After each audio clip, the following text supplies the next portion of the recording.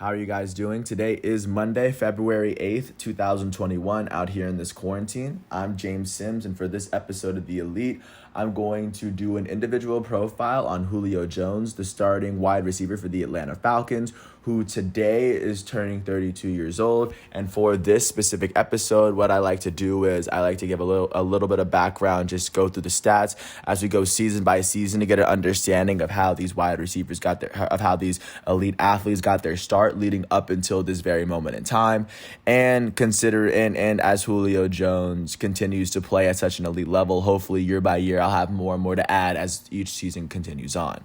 So to give you a little bit of background, Julio Jones is a 6'3" quarterback or wide receiver, 6'3" wide receiver, standing in at about 220 pounds, an amazing athlete. If you've ever seen him up close, you'll understand why he's a human mismatch. When we think about the DBs in the league that can actually keep up with him, I mean, he ran a 4.39 40-yard dash. There are players in the NFL that can't keep up with him. They're just really small. They're just not 6'3", 220 pounds. And the players that are as big as he is, that are 6'3", 220 pounds, that even some of the best hybrid defenders in the NFL, they're just not fast enough to keep up with him. He's the size of a really strong safety or just like a hybrid linebacker, and he just torches everybody. And the fact that he's been able to do so with such control, even with all of the injuries he's had in his past, it gets more impressive the more you kind of think about it.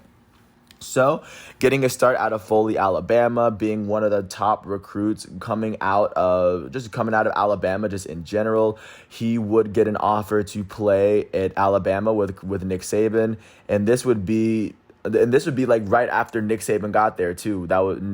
Julio Jones is one of Nick Saban's first big ever recruits. Nick Saban came in 2007. That was when Julio Jones was a senior, and of course he would play for the hometown Crimson Tide.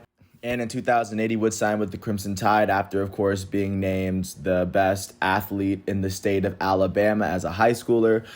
He was one of the players that had his decision announced on ESPN because he was a top prospect. He was so good as a prospect coming into Alabama. He is the first true freshman wide receiver to ever start in a season opener for Alabama. I'll repeat that. For Alabama, all the championships they've won, just all of the professional players that have come in and dominated the league from the University of Alabama, even the wide receivers. Julio Jones is the first true freshman wide receiver to ever start in a season opener for the Crimson Tide, which should show you how dominant he was as a prospect. In his first season in 2008, he would play all 14 of those games. He would finish with 58 receptions for 924 yards with 4 touchdowns, and this would be in 2008, a season where they finished with the second best record in the league. They lost to Utah in the championship, or they lost to them in the Sugar Bowl. They would finish with the 6th best record in college football, but of course, this was Julio Jones' first season. But early on, you could see at 12-2, they finished, I believe, second in the conference, but they were still one of the best teams in football, as Julio Jones as a freshman was asked to come up big. They called his number a lot as a true freshman in that situation, which should show you how good he was then. Jumping into 2009, he played 13 games. He had less receptions. He had 43 yards for 596 yards, 4 touchdowns as a receiver. And this would be the season that Alabama would go to the championship, and they beat Texas 37-21. As the Alabama running game, led by then Heisman Mark Ingram, would of course help Alabama win that championship. And this would lead into Julio Jones's junior year, where he would finish. So Julio Jones in his junior year will go on and finish with 1,133 yards and 78 receptions, and he would have 7 touchdowns on the season. And this would be a season where Alabama would finish 11th in the nation, still a really competitive team. They finished 10-3, and they would beat Michigan State in the Capital One Bowl. But of course, Julio Jones had established that he was one of the best prospects in all of football at Alabama. He was the SEC Freshman of the Year after that amazing campaign, and after being a BCS championship his sophomore year. He was named first team All SEC his junior year. And like I said, he established himself as one of the best, as a good enough prospect to be taken overall by the sixth pick. He was taken as the sixth overall pick in the 2011 draft, a very historic 2011 draft that contained names such as A.J. Green, Von Miller, Cam Newton, names like that. That's how good that draft class was. And the Falcons would actually trade like 6 or 7 pieces. I don't remember the exact pieces, but they would trade up for this wide receiver. And in 2011, Julio Jones would get his start under Matt Ryan alongside Roddy White and other receivers. So going into Julio Jones's rookie season for Atlanta, his age 22 season, he would start 13 games in a season where Atlanta would go 10-6. They would make the playoffs. And in the season, he would finish with 54 yards for 959, or 54 receptions for 959 yards and 8 touchdowns. This would tie for the second most amount of touchdowns that he would put up in a season. But he, as an individual, has shown that he was at least there to at least he was there making as much of an impact that he could in his rookie season. In the playoffs, they would go on to lose to the Giants 24-2. I believe the year that the Giants would win the Super Bowl, or at least they made it really far in, but they were able to beat the Falcons that year. This would transition into Julio Jones' second year. In his age 23 season in 2012, his second year in the league, he would start 15 of 16 games in a season where Atlanta would finish 13-3 with the best record in the NFC. In the season particularly, Julio would finish with 79 receptions, most receptions he'd have in an NFL season, that up to date. He finished with 1,198 yards, which is more than the previous season, 10 touchdowns, which is the most touchdowns Julio Jones has ever had in a season in his NFL career. And after putting up that amazing season, Atlanta would go on to face off against Seattle in the divisional playoffs and win. They would lose to the 49ers in the NFC Championship the year that Colin Kaepernick would lead them to the Super Bowl, where they would eventually lose to the Baltimore Ravens. And this would be the last time that the Falcons would be in the playoffs for a bit, going into 2013 in Julio's age 24 season. And not to mention, Julio Jones was named a Pro Bowler for that season, so I'll give him his credit there. Going into 2013, after being named a Pro Bowler in his first 2 seasons, he would start 5 games in a season where Atlanta would finish 4-12. He would finish with 41 receptions for 580 yards and 2 touchdowns on the season. Of course, not much going on there, as Atlanta would completely miss the playoffs. But this would go into his age 25 season, which would start a Pro Bowl streak that wouldn't have been broken until this year, when he didn't even play the full season.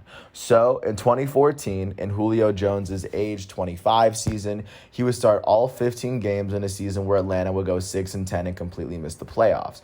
But within that season, he would finish with 104 receptions, the first time he'd ever put up over 80 receptions in a season. He finished with 1,593 yards, by far the most yards he put up in a season. He had 6 receiving touchdowns, which wasn't the most. He led the league in yards per touch on the season. And with this, he would be named a Pro Bowler for the second time in his first 4 seasons, the second time in his first full 3 seasons in the NFL, which would say a lot. And so at that point, his second full season, or his second full season in a row in which he had been named to a Pro Bowler. And by 25, he was a 2-time Pro Bowler, just to show you how good he was. And this would lead into what would arguably be his best season ever. So in 2015, the Atlanta Falcons would finish with an 8-8 record, finishing second in the NFC South, completely missing the playoffs. Julio Jones would start all 16 of those games. He would finish with 136 receptions, leading all of football, the first and only time he would ever do that in his career.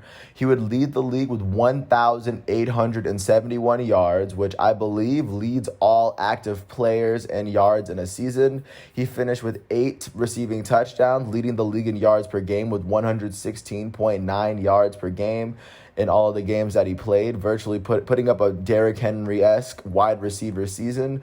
And even though the Falcons completely missed the playoffs, Julio Jones was named a Pro Bowler for the third time in his career in his 4th full season in the NFL.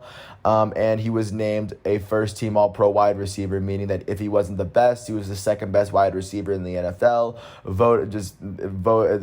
This conclusion was come upon by the voters, and with this, of course, at this point, you could not say that Julio Jones was not one of the best wide receivers in football.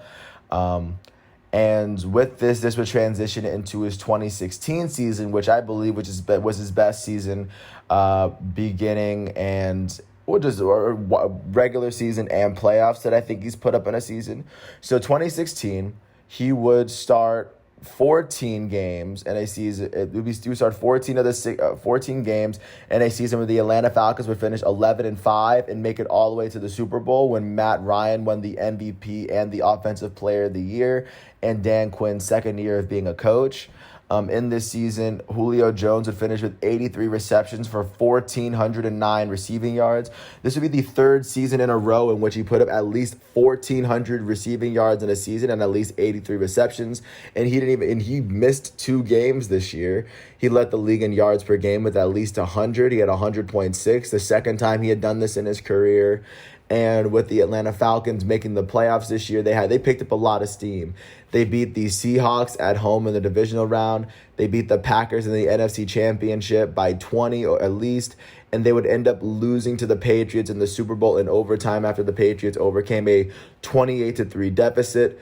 But Julio Jones did have one of the greatest Super Bowl catches, I believe, that have ever been witnessed. But the narrative, the Falcons' narrative would be beat out by the Patriots that year, and they would come up 6 points short of winning a championship game. But they did make it to the championship game this year. This would transition into Julio Jones's 2017 season. In his age 28 year, he would start all 16 games in a season where Atlanta would finish 10-6 with the third best record in the NFC South, but they would clinch a playoff spot nonetheless.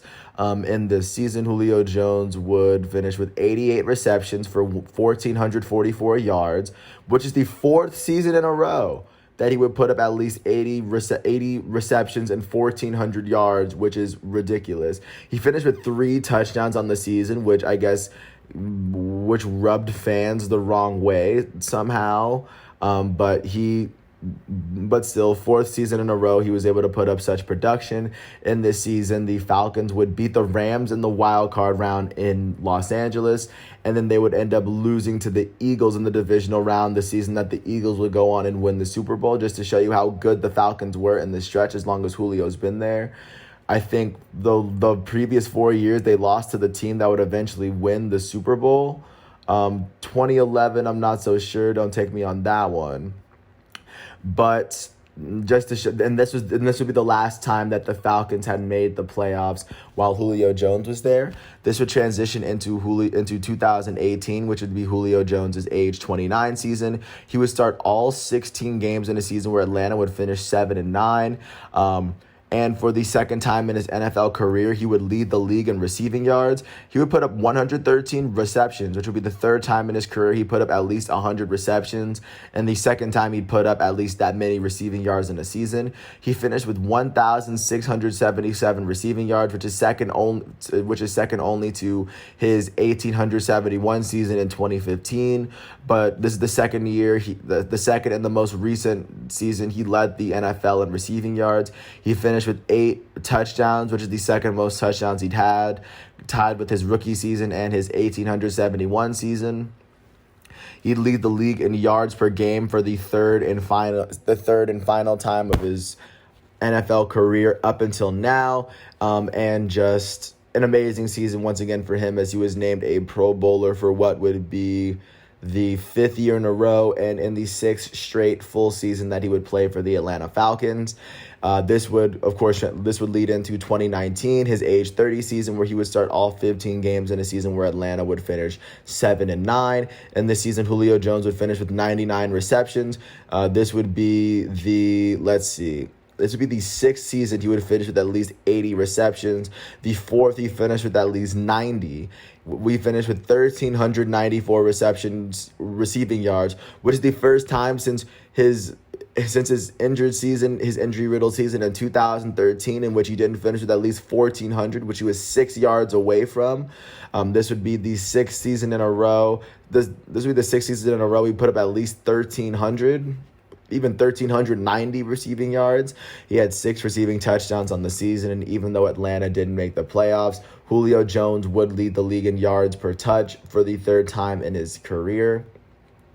And then this would lead into this most recent season in 2020, Julio Jones's age 31 season. He would start only 9 games in a season where Atlanta would finish with 4-12 with a record going into the NFL draft with the 4th overall pick. So it's going to be very interesting with Julio Jones on the team to see who they get. As Dan Quinn started off the season 0-5, they switched to Raheem Morris. And Raheem Morris is going 4-7. So that's what Julio Jones is dealing with now. In the 9 games he played, he had 51 yards for 771 yards with 3 touchdowns.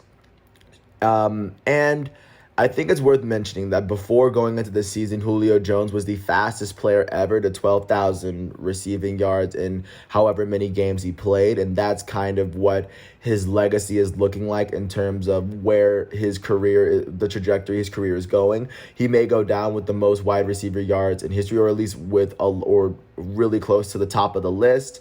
But with that said, this is the first season that Julio Jones has missed the Pro Bowl since 2013, which ended a 6-year stretch of making the Pro Bowl. And out of the mix, within those 6 years, 2 of those he led the league in receiving yards. And in 2015, he led the league in yards from scrimmage, which is something that wide receivers don't normally do.